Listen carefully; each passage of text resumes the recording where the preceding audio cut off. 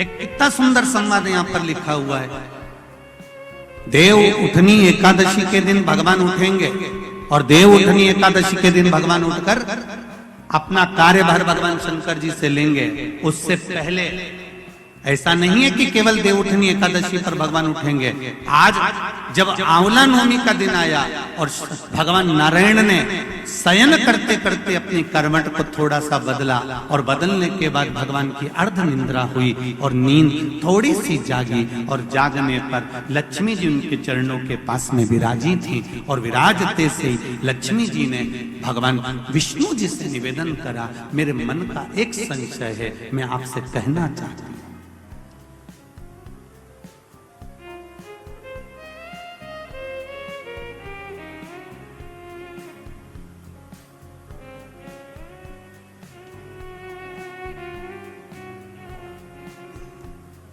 यह हमारे मन का भाव है कि हम भगवान को देव सोनी एकादशी पर सुलाते हैं और देव उठनी पर उठाते हैं। पर हमारी श्रीमद् भागवत कथा कहती है, शिव महापुराण की कथा कहती है, अग्नि पुराण, पद्म पुराण, नर्मदा पुराण हमको वर्णन करती है, एक क्षण की निंद्रा ब्रह्मा जी को आई थी और ब्रह्मा जी की झपकी एक क्षण की लगी थी और हाथ से वेद नीचे गिर गए थे। वेद नीचे गिरे, हयग्रीवा ने धारण कर लिए और चारों तरफ पानी पानी हो गया और पूरी पृथ्वी पानी में, जल में मग्न होने लगी। जरा विचार करिएगा, एक क्षण की निंद्रा ब्रह्मा जी को आई और वेद हाथ से चले गए और पानी पानी हो गया। और हम कहते हैं कि देव सोनी एकादशी पर देवता सोते हैं और देव उठनी पर उठते हैं। अगर 4-6 महीने जम के अगर वो सो गया तो एक भी नहीं दिखेगा भीकण का।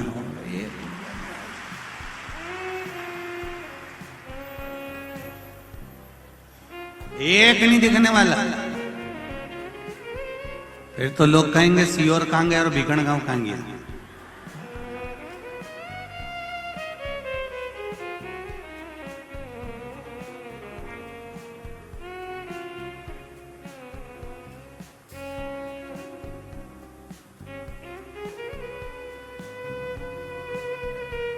महाराज, ये सोने की तो भगवान की लीला है। अगर सही तरीके से देखा जाए तो मेरा परमात्मा कभी नहीं सोता, वो तो हर पल, हर घड़ी, हर क्षण आपके लिए तत्पर बैठा रहता है। आपने आवाज लगाई और वो भागा, जैसे घर की मां। छोटा सा बच्चा पास में सो रहा है, पिताजी भरचक नींद में सो रहे हैं, भर्राटे घुर्राटे भरते।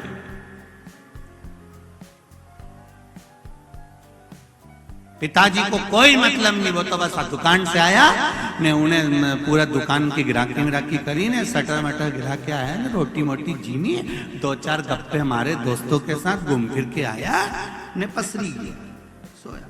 और वो सोया और सोते ही फिर तो रात भर जम के सोया ने, सवेरे उसकी नींद खुली।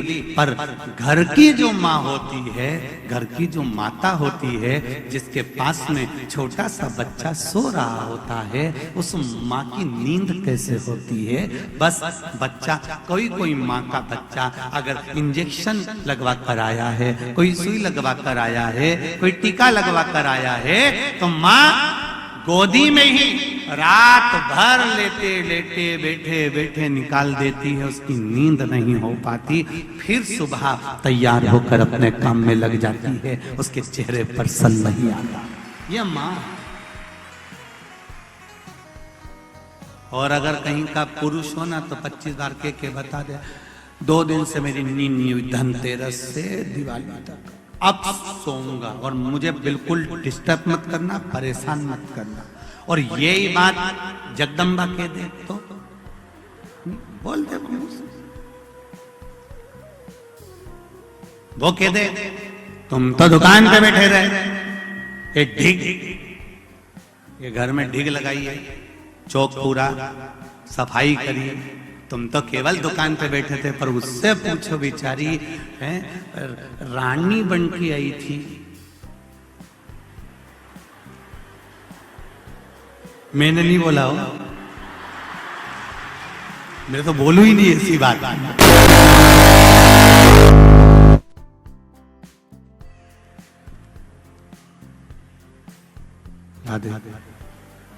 ऐसी बात अपने को नहीं बोलना हो, तुम तो समझ जाओ बस ये सारा रानी बन के आई थी।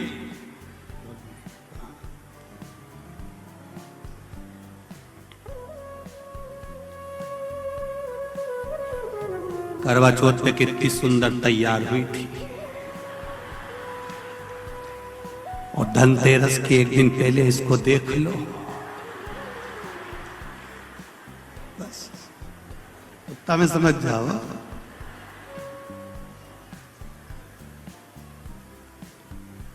फिर तो छोरा छोरी भी जरा सा अगर पांव धर देनी लिपा हुआ पे, तो फिर थोड़ी सी देर में जगदम्बा काल रात्रि बन सकती है। उतनी देर में तो कहा जा रहा है, उनंग से निकाल, इनंग पांव धर दिए तोड़ी थोड़ी होने। इसने छोरा के नहीं किया, वो नहा के आ रहा था नहीं बेरू, क्योंकि सारा में क्या दिया, इधर डर मत देना, ये तो तुम सोच लो। छोरा सुना कि नहीं सुना, उन्हें बाथरूम में सुन लिया कि इधर से निकल के नहीं जाना।